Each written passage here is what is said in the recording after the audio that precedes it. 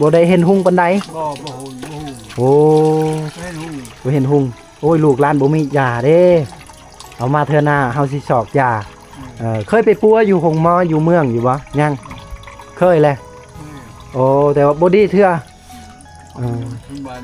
เพื่อนศาสตร์บ้านแปลนเพิ่นภาษาบ้านเฮานี่พ่อนี่เขาเอิ้นแนวใดเบิบแม่เด้เมะโอ้เมะตา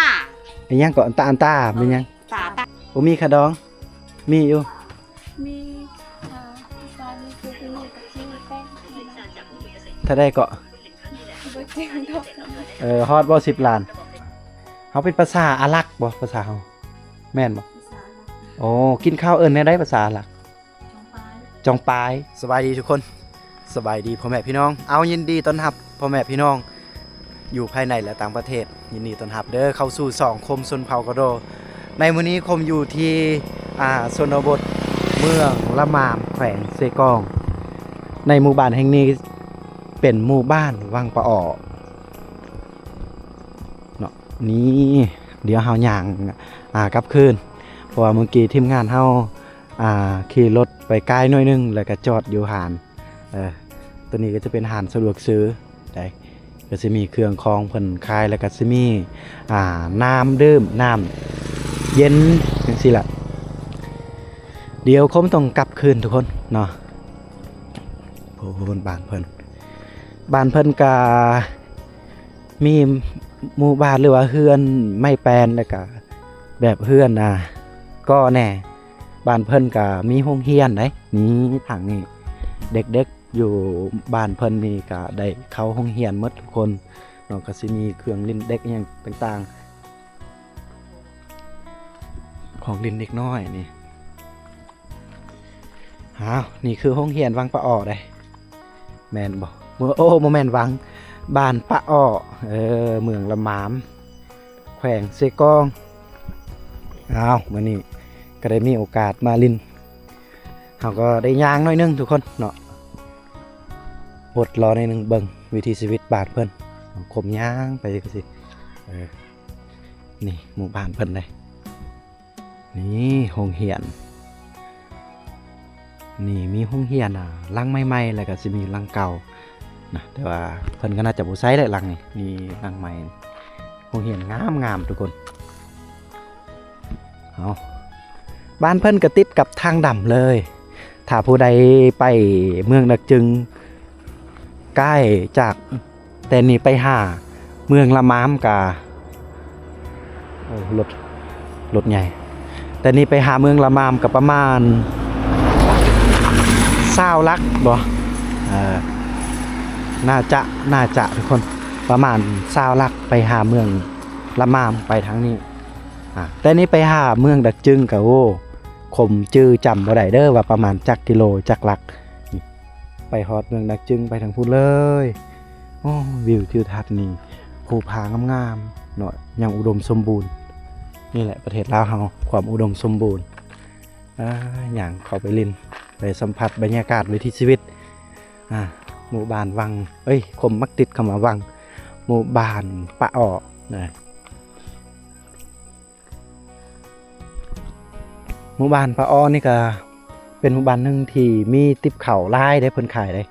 นี่อยู่แคมทางนี่เพิ่นก็สิห้อยวังว่าลูกค้ามาแต่เมืองดักจึงแล้วก็มาแต่เมืองละมามก็น่าจะเห็นติบเข่าหรือว่าแอบเข่าที่เพิ่นห้อยเพิ่นเกาะไว้อยู่แคมทางดำเขาน่าจะจอดจะซื้อประมาณนี้นี่ได้ยินเสียงเด็กน้อยอยู่เทิงเขื่อนลังใหญ่ไม่สูงแล้วก็สิมีแม่เฒ่าอยู่พุ่นได้สิย่างไปสัมผัสบรรยากาศหน่อยนึงทุกคนประมาณเฮามื้อนี้กันโพ้นไปถ่ายทำไปเฮ็ดสารคดีเขตเมืองดึกจึงแต่ว่ายังบ่ทันฮอดพอดีเฮาเห็นบ้านปะอ้อก็เลยจอดสบายดีแม่เฒ่าสบายดีอันนี้คือเพิ่นเฮ็ดเฮือนเพื่อจะบ่ให้เด็กน้อยตกหล่นได้เพิ่นก็สิตอกแน่ทางหลุมอันนี้ข้อดีที่เพิ่นเฮ็ดบันไดขึ้นเฮือนเพิ่นพอดีรู้สึกลอยๆนะเพราะว่าขี่รถจักร2 คนแล้วก็เฮานั่งทางหลังตะเมื่อยมานั่งพักผ่อนขึ้นผ่อนเพื่อนแม่เฒ่าเพิ่นพอเฒ่าไปไสแม่เฒ่า อ๋อพ่อเฒ่าเสียแล้วโอ้แม่เฒ่าอายุจักปีแล้วตอนนี้ได้บ่70โอ้ประมาณอายุ70ปีเนาะโอ้แม่เจ้าเองหรือว่าแม่ย่าแม่ย่าโอ้ป้าแต่แพงแต่เด็กน้อยมีลูกจักคนเลยปะเจ้าผู้เดียวนี่ลูกกกเลยนะผู้ชายพอเพิ่นได้ไปใส่โอ้เสียยาเข้างามอยู่บ่ทางนี้เข้าบ่งามเพิ่นว่าคือทางตะโอยทางสะมวยพุ่นฝนบ่ได้ตกทุกคนก็เลยเข้านี่แห้งแรงเลยก็ตายบางครอบครัวได้บางให้แต่ว่าทางบ้านเฮานี่บ่ได้ตายบ่เขาฝนตกอยู่บ่ปะฝนบ่ได้ตกบ่ทางตก 2-3 มื้อป้าดีเนาะตก 2-3 มื้อทางตะโอยทางสะมวยพุ่นบ่ได้ตกเลยแดดร้อนนี่เพิ่นว่าตกหลาย 2-3 มื้ออันนี้คือเฮาขึ้นมาสัมผัสบรรยากาศอยู่ทางเฮือนเพิ่นเลยได้เฮาเป็นภาษาอาหรักบ่ภาษาเฮาแม่นบ่โอ้กินข้าวเอิ้นแนวใดภาษาอาหรักจองปายอ๋อภาษาอิหยังภาษาตะเลียงจองซ้ายเนาะแม่นบ่ภาษาตะเลียงภาษาดักจึงอ๋อเพิ่นบ่ฮู้ ผมน่าจะจำได้ประมาณจองทรายนี่ทุกคนเนาะอันนี้จองปลายจองทรายคำว่าจองปลายนี่แม่นภาษาอาหรักเนาะโอ้ก็คือกินข้าวนั่นเองได้เรียนฮู้ทีละคำอีกภาษาละคำภาษาตะโอยก็จะโดยปะโกะก็โดยก็จะโดยภาษากะตูอีกหมู่บ้านกันดอนที่เฮาเคยไปผ่านพูนอยู่เมืองตะแตงก็จะเป็นจะจมอันนี้คือจองสายเดี๋ยวเราจะได้ลงไปลินอีกในกลางบ้านเพิ่นพูนก็จะมีซองฝากทางเพิ่นก็สิเฮ็ดอยู่เบื้องนี้แน่แล้วก็เบื้องนั้นแน่ข้างนี้ก็บ่ค่อยได้มีแบบทงเพียงลายปานใดส่วนลายก็อยู่ข้างนี้ได้เพิ่นก็สิปลูกทินทานมาอยู่นี่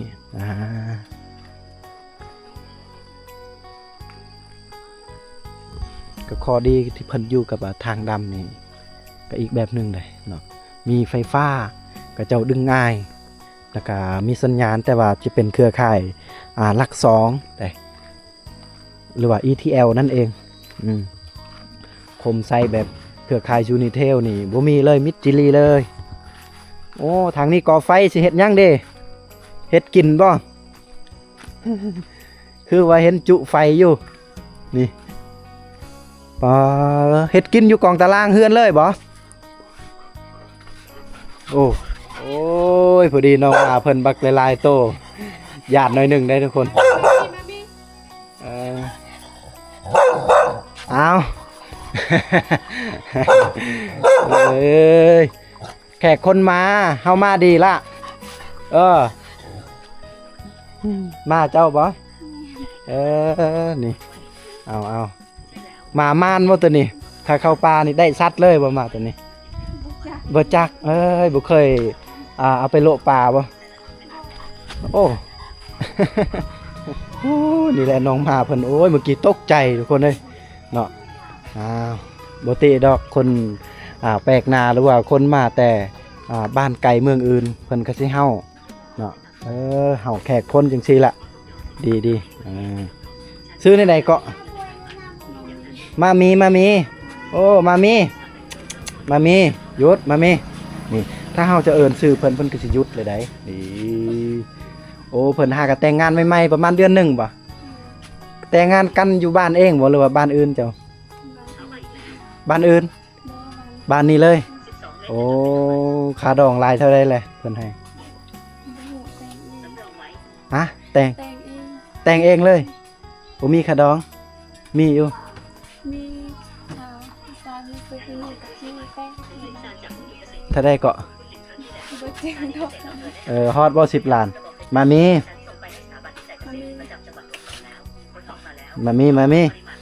นี่ฮอดบ่10 ล้านบ่ฮอดบ่จื้อโอ้อันนี้จะเป็นเคยไหมบ่แม่น ลูกไผ่ไม้บ่แม่นเคยไม้ได้ลูกไผ่ไม้ของเฮือนหลังนี้อันนี้จะเป็นเอื้อยเจ้าเนาะเอื้อยไผ่บ่เอา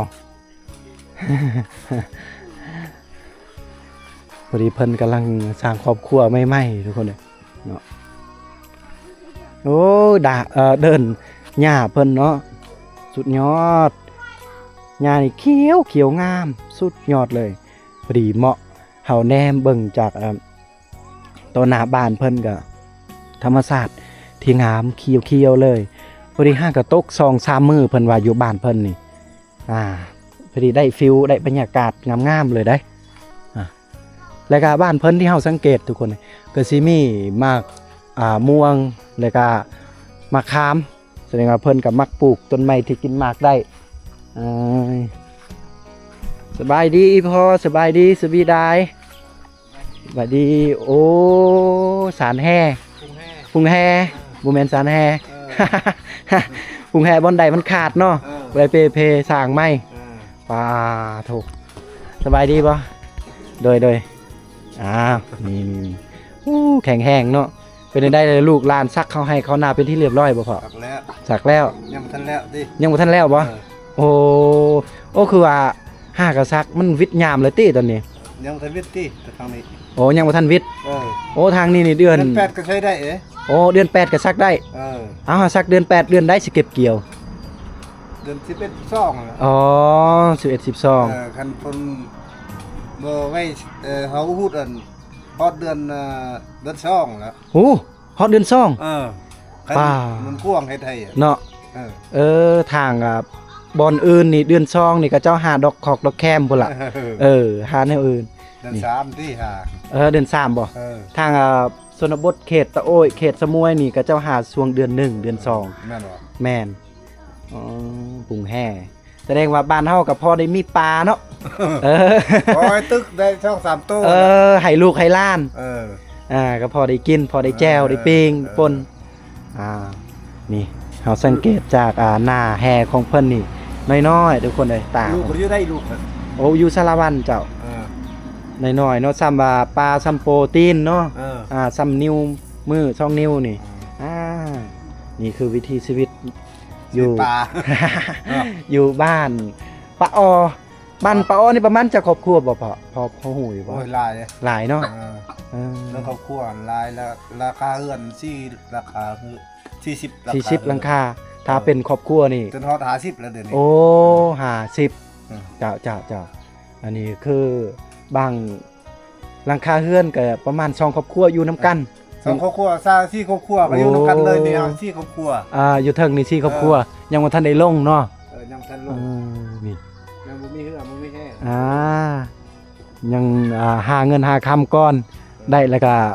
ผู้อยากลงเฮือนก็ลงบัดนี้โดยเอ้าบ้านเฮานี่ก็เฮ็ดนาอยู่บ่เฮ็ดนามันบ่เกิดเลยโอ้เฮ็ดนาแล้วบ่เกิดสิเฮ็ดให้เลยมันบ่เป็นทงเพียงบ่หรือว่าจังได๋เด้บ่ทงเพียงมันเป็นดินทรายโดยมีแต่เฮ็ดให้เลยเนาะสิก็สิมีสวนม่อนอยู่บ่สวนมีสวนต้นเฮ็ดสวนมันโอ้สวนมันต้นคาเฟ่ก็มีอยู่ปลูกได้อยู่บ่บ่เกิดมันก็บ่มีลูกเอ้ยมันแบบมันต่ำเนาะพื้นที่มันต่ำแล้วปลูกบ่งามดินบ่งาม บ่ว่าดินบ่งามดินบ่งามโดยบ่สูงต่ำๆเจ้าเอาลูกหลานสิได้เลาะลิ้นบ้านเฮาก่อนเด้อโดยบ่เลาะสัมผัสนี่แหละสัมผัสบรรยากาศโดนๆได้ไปเขตชนบทนี่อ้อมหอบในบ้านเพิ่นนี่มีต้นไม้คือผมเว้าแหละต้นไม้ที่กินหมากได้และต้นไม้ที่กินหมากบ่ได้บ้านเพิ่นก็มักอนุรักษ์ความเป็นธรรมชาติเนาะนี่เห็นเดินหญ้านี่สังเกตจากเดินหญ้าฮู้ว่าทุกคนเนาะเพิ่นนี่มักแบบความเป็นดั้งเดิมได้เนาะโอ้โหสุดยอดแต่ว่าบ้านเพิ่นก็มีไฟฟ้าคือเว้าแหละมีไฟฟ้ามีสัญญาณอินเทอร์เน็ตโอ้ยงัวนี่คักเนาะซื้อในใดละมานี่ซื้อในใดแซ่เอาตัวเอิ้นตามเจ้าของหมู่ลาด บายดีแม่สบายดีโอ้หมูลาดผู้ใดเลยนี่คือว่าตางามแท้ตาสะอ่อนแท้หมูลาดเจ้าบ่บ่แม่นของผู้อื่นบ่มีป้าโทษทางนี้ก็หาเฮา ใจเฮาโอ้ยเอาตามสบายตามสบายอันนี้กอกทุกคนเอ้ยจะเป็นกอกส่วนเผาเพิ่นสิใส่ยาสูบส่วนหลายเฮามาทางเมืองดักจึงเมืองกะลึมนี่เฮาจะเห็นหลายสุดเขตชนบทหมู่บ้านเฮานี่กอกตัวนี้แหละจะเป็นกอกชนเผ่าหรือว่าทางตะโอยทางสมวยทางเซโปนก็สิมีกระบอกน้อยๆอันเดียวกันกับเจ้าสิใส่ยาสูบได้และเพิ่นนี่เพิ่นใส่น้ำตาลแม่นบ่แม่เอายาสูบแล้วก็ผสมกับน้ำตาลแต่ว่าตอนที่เพิ่นสูบนี่เฮาถ่ายบ่ได้เพราะว่าอยู่ในระบบ YouTube มัน มันอ่านแนวอื่นมาประมาณนี้แหละโดยโอ้แม่ก็บ่ได้ซ่านกระติบบ่ซ่านอยู่บ่ซ่านผู้อื่นนี่ซ่านเนาะบ่เป็น ลูกหลานไปใส่หมดแม่ไปใส่หมดเลยอันนี้วะอ๋อลูกสาวหรือว่าลูกไผลูกสาวลูกชายได้ไปใส่ชายบ่มีอีพ่อเพิ่นเด้ไปใส่แล้วพ่อบ่มีตายแล้วพ่อเสียแล้วเสียแล้วภาษาบ้านเฮานี่พ่อนี่เขาเอิ้นแนวใดเบิบแม่เด้เมะโอ้เมะตาเป็นหยังก่อนตาเป็นหยังตาพ่อเฒ่าตาพ่อเฒ่าหมอแม่โอยะยะยะหมอแม่โอยะ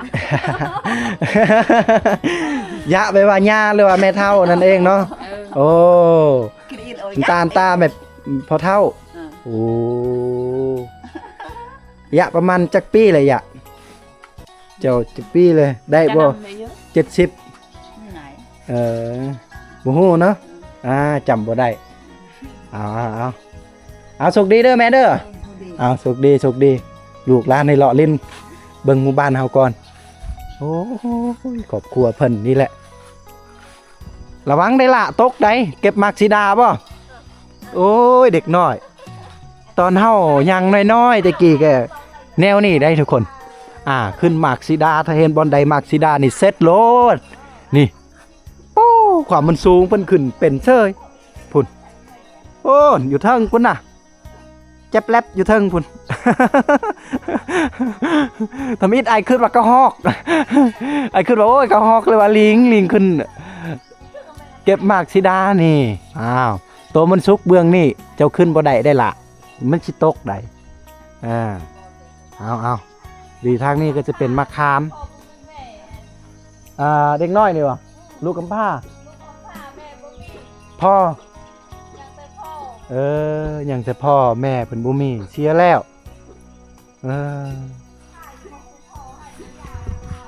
กาได้เห็นหลายอย่างหลายแนวและทางบ้านเฮาเด็กหน่อยกำพร้ากำพลอยก็ได้เห็นน้องมาเพิ่นว้าวเป็นตะแพงมาน้อยๆนี่โอ้เพิ่นก็ห่วงเพิ่นก็น่าจะห่วงลูกเพิ่นอยู่ในโอ้ยแล้วบาดนี้ เห็นยังพ่อนี่โดยซานแห่บ่จ้าจะเป็นซานแห่เอาลิ้นไปทางนี้ก่อนแล้วก็ทุกหลังคาเฮือนนี่เฮาจะเห็นว่าเพิ่นมีโทรทัศน์ใส่เลยยามแรงๆเพิ่นก็สามารถเบิ่งข่าวเบิ่งทีวีได้บางคลิปบางทีมงานเขตชนบทเฮาเลาะแบบนี้นี่ยามประมาณ 8 โมงก็สิออกโทรทัศน์เพิ่นก็จะได้เห็นหมู่บ้านเพิ่นจะได้เห็นวิถีชีวิตขึ้นได้บัดนี้เรือนสานบ้านแปลนเพิ่นโอ้ยงัวนี่เป็นตะแพงเด้งามตุยพี่ดีงามเลยเพราะว่ายามนี้อุดมสมบูรณ์หญ้าไปทางใดก็มีหญ้างัวเพิ่นป่าทางนี้ก็ดุดกอกเนาะสบายดีนี่ โอ้ซานกระติบบ่เพิ่นซานติบเข้าเอาป้ากระติบน้อยกระติบน้อยแต่ว่า ความงามลวดลายสีมือเพิ่นโอ้ให้ลูกให้หล้านเนาะลูกเพิ่นสิได้เบิ่งป้อตับแหงจังงามอีหลีเด้นี่ลวดลายสีมือเพิ่นจักตอกงามโอ้อันนี้ลูกชายบ่โอ้ลูกชายหล่อเนาะป้าหล่อแท้ได้เสื้อพ่อกักๆเนี่ยหล่อเฮียนห้องได้เลยล่ะเฮียนอยู่บ่ เฮียน ว่ายังแม่ โอ้มีหงสีเนาะว้าแสดงว่าบ้านเฮานี่บ่ได้ตำเข้าคือสมัยดังเดิมตะกี้เนาะโอ้บ่แล้วเพิ่นว่าเพิ่นมีหงสีใส่ไฟฟ้าถ้าว่ามีเข้าข้าวเปลือกเพิ่นก็สามารถเอาไปซีอยู่นี่ทุกครอบครัวก็มีอยู่ว่าหรือว่าบางครอบครัวซื่อบางครอบครัวเนาะบ้านนี้ญาติพี่น้องเฮาก็สามารถมาซีมาใส่อยู่นี่อ้าวเอาสมเชยอันนี้เป็นเฮือนครัวบ่อ้ายป้าเฮือนครัวเพิ่นเฮือนครัวไม่แป้นมุงด้วยสังกะสีแต่ถ้าว่าไปเขตอีกโตโอ้ยเขตสมุยทางปุ่นเฮาก็สิเห็นว่าเพิ่นบางครอบครัวได้เพิ่นก็สิอ้อมแอมด้วยไม้ไผ่แต่ว่าบ้านเพิ่นก็น่าจะยังมีอยู่ครัวที่อ้อมแอมด้วยไม้ไผ่แล้วก็มุงหญ้านะมุงสังกะสีมุงกระเบื้องอ้อมรอบบ้านเพิ่นนี่อุดมสมบูรณ์เลยธรรมชาติต้นไม้ต้นอีหยังต่างๆ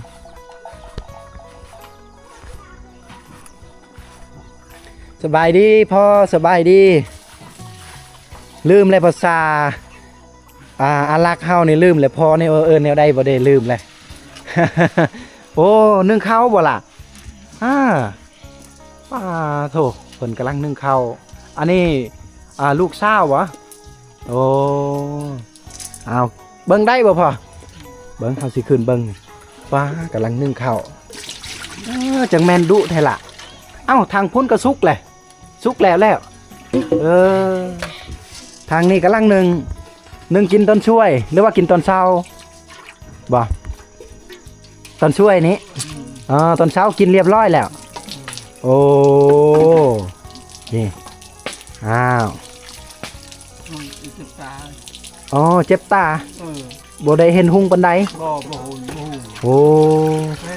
บ่เห็นหุงโอ้ยลูกหลานบ่มียาเด้เอามาเทื่อหน้าเฮาสิสอกยาเคยไปปัวอยู่หงมออยู่เมืองอยู่บ่ยังเคยแหละโอ้แต่ว่าบ่ดีเทื่อ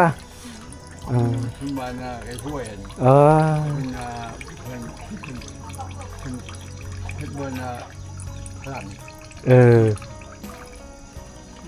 แจง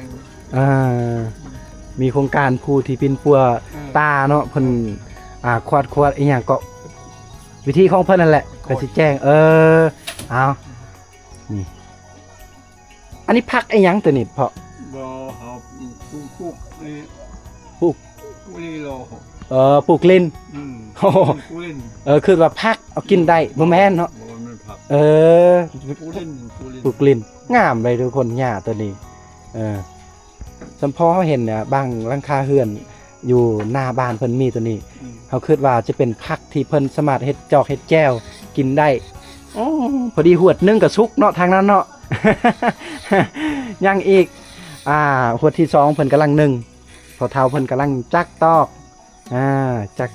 สีสันติบเข้าเพราะว่าหมู่บ้านเพิ่นก็อาชีพอีกอาชีพเสริมก็คือสานกระติบเข้าเด้อโอ้เฮาตอนนี้บ่มีหญ้าเถื่อยพอยโดยโอ้อันนี้คอกหมูเนาะอยู่กองตารางเพิ่นนี่พอได้เลี้ยงหมูน้อยเนาะบางทีก็ปล่อยแน่บ่ได้กินมันต้นเนาะทางนี้เนาะ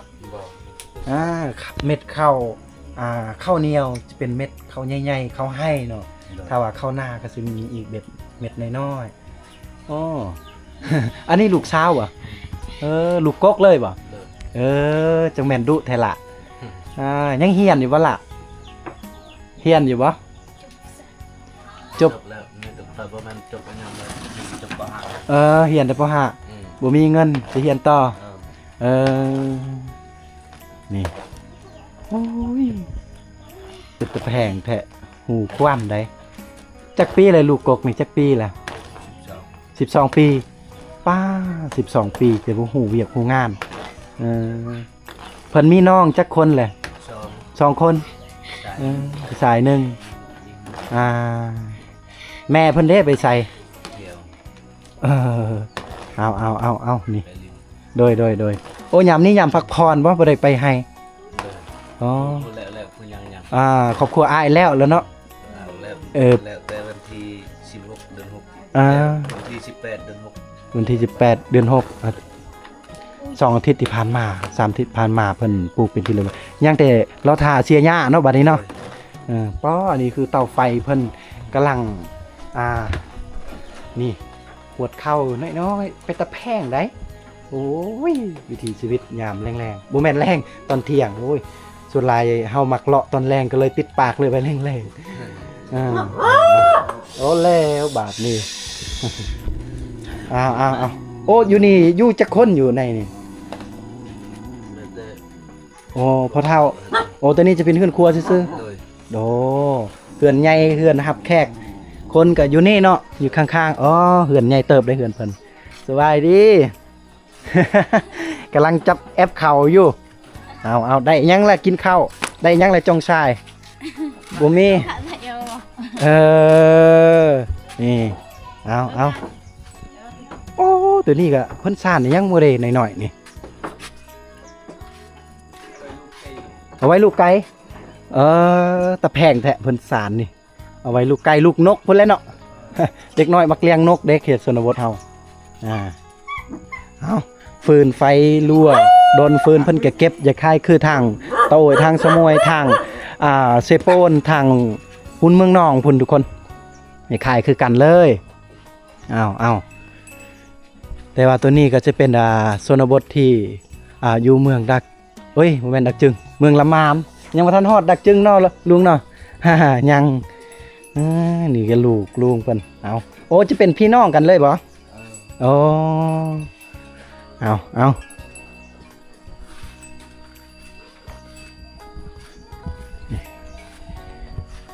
เป็นเฮือนไม้แป้นเมิดถูกหลังคาเฮือน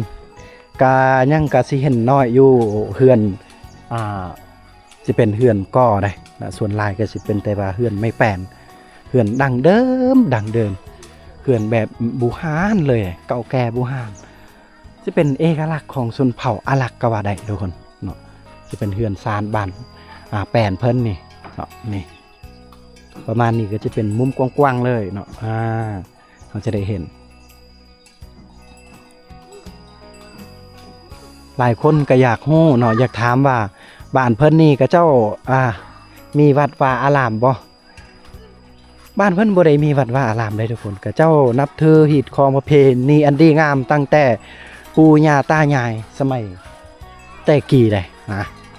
เวลาเฮ็ดบุญศีลกินทานก็สิมีฮีดคองประเพณีของเพิ่นดอกโอ้ตัวนี้ก็จะเป็นไม้ที่เพิ่นเฮ็ดตอกสารนะกระติบเข้าเพิ่นแช่ไว้เพิ่นมีวิธีการของเพิ่นแล้วก็เป็นน้ำที่ว่าแต่ว่าก๊อกเทแล้วน้ำไหลใส่ช่วยนี่แห้งๆนี่ปึ๊บเปิดจำเลยน้ำนี้บ่เคยบกบ่เคยแห้งเดี๋ยวก็สิมี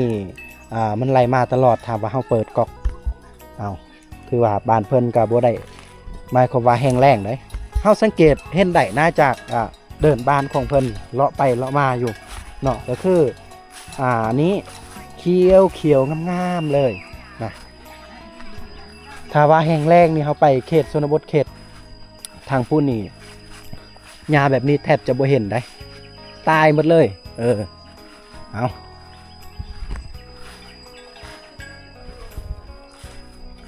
ขอขอบอกขอบใจสำหรับพ่อแม่พี่น้อง